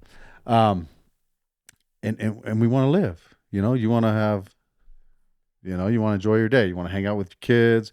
You want to have companionship with your spouse. You go to work. Here in America, we're more fortunate than a lot of the world. I mean, we got flat screen TVs. I mean, that was an extra flat screen TV you had in your storage. It came out of my garage. Nice. There's like 75% of the world that'll never have one of those. Yeah. Most of the world is like impoverished nations. They won't even have that. And I have another one that's in that garage over there. I have another one on the second floor that's just in the hallway. That one I bought brand new when we went. Yeah. It's still in the plastic. Yeah. That was months ago. That was months ago. And I bought it because it was on sale and just in case we need it. Yeah. Right? Mm-hmm. So if this one goes out, we got it. But that's backup. Yeah. That's the benefits we have here. And we're just so dead set on hurting each other. I do think an insight that I've gained I've traveled quite a bit, and exactly what you're saying is the insight that I've gained is that, especially when you talk to a lot of people who haven't spent time traveling and getting to know people in other parts of the world, is that those people really they may speak a different language, right? They may not have a house full of flat screen TVs, but if you sit down and have a conversation with them, they're the same. Same. Mm-hmm. People are people, right? And I think there's a lot of people you talk to that haven't spent any time traveling or having those interactions, and it's easy to say that those people are not like me. For sure. They're totally not. Their lives are so different. There's no way they could be like me. But if you go halfway across the world and sit across from them in a chair and have a conversation, you're going to find a lot of common ground. Yeah. And I think, like, to your point, we miss a lot of that, right? And then we just see pictures of people on TV and we associate them with the bad guy who's doing the bad things. Yeah, we turn it into this Hollywood picture. Yeah. That's the some crazy scary dictator or some crazy, evil person, but it's not Hollywood. Nothing's Hollywood. But we live like everything's Hollywood. Yeah. But nothing is like the movies. Nothing. Even the stuff that people say in the movies. I used to watch movies when I was a kid. was like, man, that situation was perfect. What that person said and that person said. And then when I grew up and I wasn't a kid anymore, I was like, oh, this is just some bullshit that they practice. Yeah. Like, people don't talk that way. Yeah. No one uses cliches all the time and like cool one-liners. Love stories aren't like The Notebook, you know? Yeah, exactly. And to that point, think about like you were watching an action movie 10, 15 years ago. You saw a Russian walk into the scene and you're like, that's the bad guy. That's him. He's the one who's going to blow it up or whatever. Yeah, even now, what's his name that went against Dolph Lundgren? Or what's his name? The guy that went against Rocky? Yeah. Yeah, Dolph Lundgren. Yeah, even now you see him. Those guys are all like 70. And now you see him and you're like, you're still kind of like, I'm still like, oh, there's something in the back of my head. He's just an actor. Yeah. Yeah. I mean, kind of like you mentioned before, we're all conditioned to see like there's kind of always that enemy of the state, right? And you know that like you said, kind of now it's the Chinese. You hear something about a Chinese satellite and you're like, oh, they're spying on us. A balloon. Yeah. You have no information and you're like, I know what's going on. They're coming to get us. Yeah. Yeah. And I think that's a huge issue. Like, I think most Americans don't know a Palestinian. Most Americans probably don't know a Muslim. And I think like it's so easy to dehumanize these people, right? I was at a pro-Palestine protest the other day, and the speaker went above and beyond just to say our goal, like the Palestinian goal, is to share our land with whoever wants it. Like anybody who wants to live here can come here, immigrate here. We'll all treat each other equally, fairly, we'll all respect each other's religion. Like, we just want to live and coexist. And, you know, one of the arguments I hear from the pro-Zionist, pro-Israeli side a lot is like, Jews occupied this land first, and therefore they have a right to colonize it. And there's dubious evidence about like the legitimacy of that claim. Like you were saying, Jeremiah, you know, these groups have similar ancestors and stuff. But in my mind, that's just an argument that the Palestinians weren't there, but that just Jews and Palestinians and Druids and every other ethnic group shared and coexisted in this land. And I see no reason why that can't be the situation we have here, right? Everyone just sort of respects each other. Yes, there are disagreements. We try and settle them democratically. The same thing can happen in this sect of the land. There's nothing special about here. You know, I know a lot of religious groups claim it. It holds a very big, significant. I keep looking at the map. Sorry, a big. See, we said that. Yeah, you did say I was getting distracted. That would happen. Every time I'm talking about Palestine, I'm gonna look at Palestine. Yeah, but like, was it still? Is it in? Or you can fix that. Huh? Okay. Yeah, All right. I'm done rambling, but that's my kind of take. Like you were saying, I think, you know, once Americans can realize we all have way more in common than we'll ever have differently, like we'll see there's no reason that Israel-Palestine can't be as peaceful as anywhere else in the world. So with that argument, can't Native Americans just rise up and take it back then? Rise up and take it back as in... Same argument. They were here first. Well, I'll say this, because I hear this a lot when like people are talking about land back, is I don't stand up for indigenous rights because I think there's anything special about being first on the land. I stand up for indigenous rights because those groups have historically been oppressed and genocided by different groups. Yeah, right? That's not the argument. That's not the argument I'm making. Oh, sorry. I'm being sarcastic. Oh, I'm sorry. Because I tend to agree with you too, because throughout history, a lot of movements have happened on the continents. Sure. A lot of people have moved around. I mean, look at Genghis Khan. If you kind of, where were the lines in the sand with people before Genghis Khan and after Genghis Khan? I'm sure they were extremely different. Very much so. Because all the movement he did with the Romans, all the stuff that got chopped up when they were in power. So yeah, it's kind of hard to go back. You can't. For sure. You can't go back. What I was saying is, by that argument, then, okay, all you Americans listening, then give it up. Oh, I see what you're saying. Give it up. Yeah. Let's go to our refugee camps, and you know, let's get booted out and murdered and killed because you know what? The Native Americans want their land back. Yeah, that's like there isn't a single person alive who would say that. And I'm sure that that's not what Native Americans want either. No, they don't want that. So like it's well, I'm sure some do, and I wouldn't blame them. But the whole no, it's not the sentiment. Right? Yeah, but I think you're right. Once you kind of take apart the pro-Zionist argument, I don't think it holds up to scrutiny in any way. It's in my opinion, Israel is given special rules, special treatments, particularly because the United States protects it. But I think you're spot on that it's just not able to work. There's one thing I read recently, and I don't know a lot about this, and maybe you can help me. Maybe you know something about this.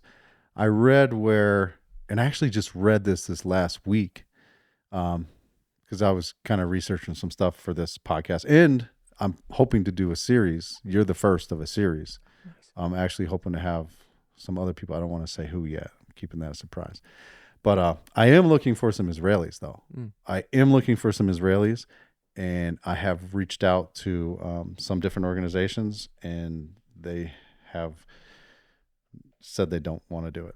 So I'd like to get some Israelis, because I don't want to just hear, and I'm not saying you're on a side, but I want to hear from more people than I'm going to talk to. I want to hear from Israelis as well. But yeah, so what I was going to say was, there's a guy, and can you look up Yuval? It's Yuval. I think it's Noah. Harari? Yeah, Yuval Noah. Yeah. Yeah. Can you just Google did it. There you Good go. job, Google. Yeah. Can you throw up the one he did with Pierce Morgan probably about a month ago? He should be wearing like a blue shirt, I think. I don't know. He was in his place, his home that had the pretty cool dormers in the background. I remember seeing those because I was like, damn, I wish I'd have done those dormers when I did my build here. Sick dormers. But I encourage everybody to listen to that. I really like what Yuval Noah said in this interview. And I've talked to some Palestinians that don't care for Yuval Noah. I don't really care. Because ultimately what he said was, he said, we can go all the way back to the beginning of history. And that's kind of what we're talking about right now. That's why I'm bringing it up. I didn't want you to play it. I just want you to pull up so people can see it, because I want to encourage. Oh, to identify. Okay, so on YouTube, it's probably this interview, Israel-Hamas war, and then... Yes, look at that cool-ass dormers in the background. Okay, so there's Love the name. Those. There's the name. Yeah, that is a great interview. Yeah. I don't think it's that long. What is it, like 15 minutes long? But yeah, 15. Yeah, but Yuval does a brilliant job in summarizing. In my opinion, I agree with him. So the gist of what he said, let me just give you the quick version here, is he said, he basically said, we can go all the way back in history. We can go back 2,000 years. Oh, this person did that. This person did that. We can go back to 1948. We can say, and he admits, stuff that Israel did is wrong. We can go back to terrorist acts, blowing up buses that, and things like that Palestinians have done. He said, we can even go to this latest thing on October 7th with what Hamas did. He said, but if we just keep doing that, then we just keep fighting. We just keep building on our hatred for each other. And then we have to, now we have to exert vengeance and it's never going to end. At some point, people have to stop. And if you don't stop, it's just going to keep going. And it's so simple. Yeah. It's so simple. I mean, he said it way better than I'm saying it, obviously, but it's true. And you can keep fighting. You can keep going. It's never going to end. And people are going to keep dying. And I'm not going to say that one side wants that more than the other, but a lot of the stuff we talked about is just facts of what's going on. I hope that both sides don't self-prophesize. And by self-prophesize, I mean, we know these things are written in religious books. And I feel like both sides sometimes self-prophesize. And they create the circumstances versus trying to say, hey, what happened if you do believe in God and you're one of these people who do believe in God, rather than self-prophesize if you do believe that God said he is the one who controls everything, he's the judge, he's the one who controls everything, then let him. Don't create it yourself. And I don't know. I feel like I'm speaking in circles. I'm trying to find a way to say it that's, I hate that I'm trying to be even-handed because I don't want to do that. But I do feel like there are good people on both sides. Yeah, I agree. I definitely think, like, you know, you'll find good people on any side of this conflict, any side of any conflict. The one thing I will say, I totally agree, like this downward spiral, and I hear this a lot of, like, you know, people will relitigate, like, okay, well, I don't know, the PLO did this in 1979, so Israel retaliated with this, and then Hamas retaliated for that in 1999, and on and on and on. And I totally agree with you. Like, you have to stop that cycle of violence. And I think I have faith humanity can do this because we've done it before, right? This is what happened in Northern Ireland. I was just going to say that. Right? Yeah, with the Protestants and the Catholics. Definitely. Yep. The one thing I will say... The Native Americans and the U.S. government. Yeah. Even though there's some treaties that aren't being honored, but that's a whole other conversation. The one thing I'll say, and even looking at Northern Ireland as our base, or even apartheid South Africa, is we can't put a stop to the violence until we end the apartheid and occupation, right? Because that is always going to breed resistance, and that resistance might be peaceful, like the 2018 Great March of Return, in which Palestinians or Gazans protested peacefully en masse. It might be violent, such as Hamas. And so I totally agree with you that it would be in the best interest of everyone to stop the you did, he did, et cetera, but as long as the underlying cause of this situation, the Israeli occupation and dehumanization of Palestinians, remain, like, we could wipe the slate clean on everything else, and that occupation would just create new problems, right? Like, there will be somebody who was born today who could never be told about the history of anything, but if they are constantly being born today in Palestine, but if they are constantly being stopped by IDF soldiers, if they have their house bombed, if their brother is disappeared into a prison, the conditions of that occupation will breed that person to fight the Israelis. So I totally agree with you, but we have to address the underlying issue here, which is the Israeli mistreatment of Palestinians, in my opinion. I tend to get in these romantic little things, and, you know, we are the world, and I sing in my mind, and we got to get along, and it's not a bad instinct. I like it. Yeah. But the house has to be, you know, cleaned up first. Yeah, for sure. I agree. It always comes back to that. And even at work with my boss, you know, I come with these nuanced things, and he's like, oh yeah, what about this, this, and this? I'm like, okay, bring me back to reality. You know, because I dream too much. No, you're absolutely right, man. Yeah. You can totally just have 1-year-old babies and no adults, and raise them, and then occupy them. Yeah. They don't know anything about the history. And you'd get the same result.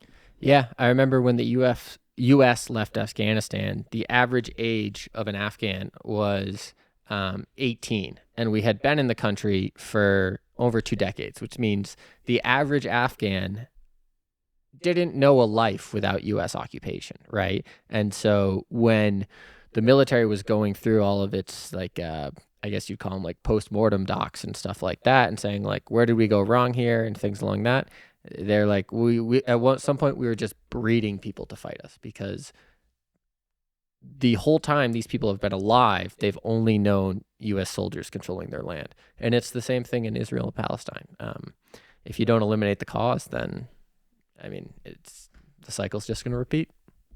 Yeah, it's true, man. I mean, that same 5-year-old that's in Afghanistan now, 70 years from now, he's going to be 75, and he's going to be telling these kids about what happened, and they're going to be like, what the hell are you talking about? I don't want to fight them. Yeah. They got cool shit. They got Hollywood. And, yeah. You know, or whatever. Yeah. They're not going to be mad at America. Yeah. Yeah. If you eliminate the cause, the effects will follow. Yeah. Yeah. Well, man, I think this was a great interview, and I appreciate you coming, man. I appreciate you having me. This was awesome. Thank you, Jeremiah. Thank you, Mike. Yeah, it was a blast. So we're gonna continue this series. So I don't know. We'll see what happens. But if more interesting stuff happens, man, maybe you come back on and talk some more about it, because anytime. It ain't close to being over yet. Unfortunately, so yeah. Unfortunately. Yeah. Yeah. So where can people find you? Can you tell people? I know I touched base on it at the beginning of the podcast, but can you kind of tell people? Yeah, definitely. So this is my website, joewrote.com, JOEWROTE.com. I publish twice a week. Any freelance writing, any media appearances, podcast interviews I do here, stuff I do here will appear here. So I do a lot of freelance writing for national, local publications, but it'll all end up there. So my latest one it was actually the 200th birthday of the Monroe Doctrine last Saturday. So kind of just going through and detailing the doctrine, how it's been changed over times and stuff like that. So if you enjoyed what I talked about today, check me out. And that's all I got. Yep, but Joe doesn't just talk about Israel and Palestine. That's so true. Trust me, there's a lot of good articles on his website. So go check it out. Thank you. Yeah. Right on, Joe. Thank you so much, man. Yeah, thank you. Appreciate it. It's a blast. Yeah. Whew, that was fun.